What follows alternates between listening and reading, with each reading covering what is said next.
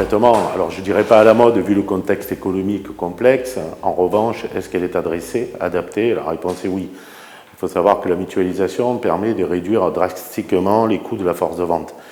Pourquoi? Puisqu'on va pouvoir travailler pour 1, 2, voire 3 industriels et donc réduire à la fois la taille des secteurs, donc par voie de conséquence réduire tous les coûts induits, qui sont bien évidemment l'optimisation du nombre de visites, qui sont les frais de carburant, qui sont bien évidemment les frais de déplacement au sens large du terme.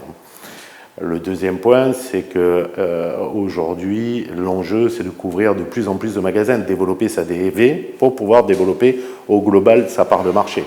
Donc en ayant la nécessité de développer plus de visites magasins, la mutualisation permet de limiter le nombre de chefs de secteur tout en ayant beaucoup plus de magasins grâce à l'intervention sur plusieurs catégories.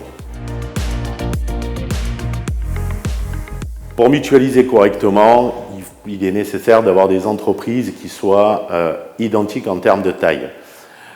Il est majeur d'avoir un front de vente commun. Il n'est pas possible de pouvoir visiter un magasin pour une catégorie ou pour un partenaire et pas pour l'autre. Donc ça, c'est capital. Et puis, il faut partager les mêmes valeurs, les mêmes enjeux, je dirais, de business, de développement.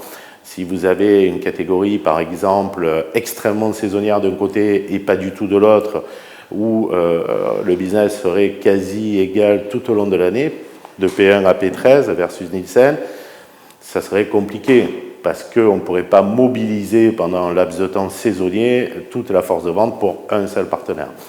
Donc un front de vente commun, des enjeux business qui soient plutôt complémentaires. Et le troisième point, c'est des tailles communes, des enjeux communs, une façon de réfléchir commune, j'ai envie de dire un mindset commun pour être convaincu de réussir ensemble.